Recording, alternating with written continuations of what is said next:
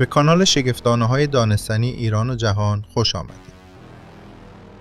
در اعماق جنگل‌های بارانی ویتنام، جایی که مه سنگین مثل پرده سفید روی زمین افتاده، صدای رعد از دور می‌آید، اما چیزی مخوف‌تر زیر این صدا پنهان است. جنگی که قرار بود چند ماه تمام شود، به کابوسی چند ساله تبدیل شد. کابوسی که نه در کوه‌ها و رودخانه‌ها، بلکه در ذهن سربازانی حک شد که هیچ وقت به خانه واقعیشان برنگشتند. اینجا آغاز یکی از جنجالی ترین نبردهای تاریخ آمریکاست.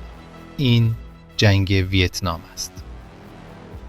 بعد از جنگ جهانی دوم، آمریکا وارد دوره‌ای شد که با آن ترس بزرگ می‌گفتند. ترس از گسترش کمونیسم. سیاستمداران آمریکایی فکر می‌کردند اگر یک کشور کمونیستی شود، بقیه هم مثل دومینو سقوط می‌کنند. ویتنام شمالی کمونیستی بود، با رهبری هوشیمین. ویتنام جنوبی اما تکیه‌اش با آمریکا بود. واشنگتن تصمیم گرفت دخالت کند، اما نمی‌دانست پا گذاشتن روی این خاک یعنی ورود به جنگلی که قوانین خودش را دارد و آمریکا هیچ کدام را نمی‌دانست. ویتکنگ‌ها استاد جنگ در دل طبیعت بودند. آمریکا تجهیزات مدرن داشت. ویتکنگ‌ها خود جنگل بودند. آنها تونل‌های زیر زمین ساخته بودند که کیلومترها طول داشت. تونل‌هایی که بیمارستان، انبار مهمات و اتاق عملیات بود. سربازان آمریکا هر قدمی که می‌گذاشتند ممکن بود روی تله‌ای مرگبار باشد. نیزه‌هایی پوشیده از زهرهای کشنده، تله‌های انفجاری، گودال‌های مخفی. و شب زمانی بود که جنگل واقعاً بیدار می‌شد. ویتکنگ‌ها حمله می‌کردند و قبل از طلوع خورشید ناپدید می‌شدند. هلیکوپترهای آمریکا شاید آسمان را کنترل می‌کردند، اما زمین کاملاً در اختیار دشمن. آمریکا تصمیم گرفت جنگل را از دشمن بگیرد. با بمبارانی بیوقفه به نام رولینگ تاندر، هزاران تن بمب روی شمال و جنوب ویتنام ریخته شد، اما جنگل هنوز ایستاده بود. پس آمریکا از ماده‌ای استفاده کرد به نام ایجنت اورنج، شیمیایی که برگ‌ها را می‌سوزاند، ولی اثراتش روی بدن مردم نسل‌ها ادامه یافت.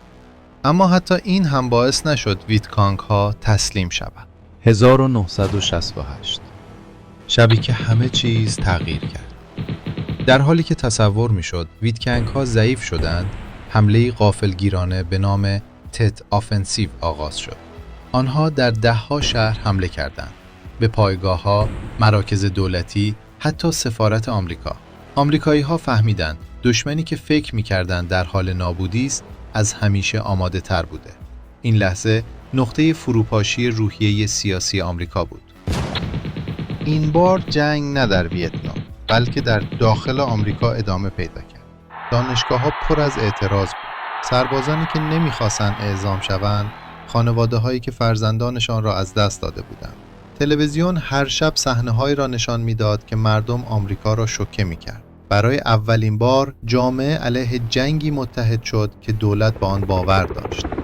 با روی کار آمدن نیکسون، خروج تدریجی آمریکا شروع شد. اما هنوز کار تمام نشده بود. 1975 روزی که دنیا فراموش نمی‌کند. سقوط سایگون.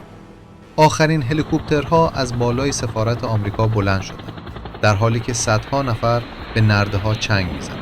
این تصویر تبدیل شد به نماد شکست. 58,000 آمریکایی کشته شدند. 2 میلیون غیرنظامی ویتنامی جان دادند. میلیون‌ها نفر خانه‌هایشان را از دست دادند و اثرات مواد شیمیایی هنوز هم در نسل‌های جدید دیده می‌شود. این جنگ نشان داد قدرت واقعی همیشه در تعداد سرباز یا حجم بمب‌ها نیست. گاهی اراده یک ملت از هر ارتشی قوی تر است. اگر از این مستند تاریخی لذت بردید، برای حمایت از ما کانال شگفتانه‌های دانستنی ایران و جهان رو همین حالا سابسکرایب کنید. سریال های بعدی هیجان انگیزتر از همیشه در راهه.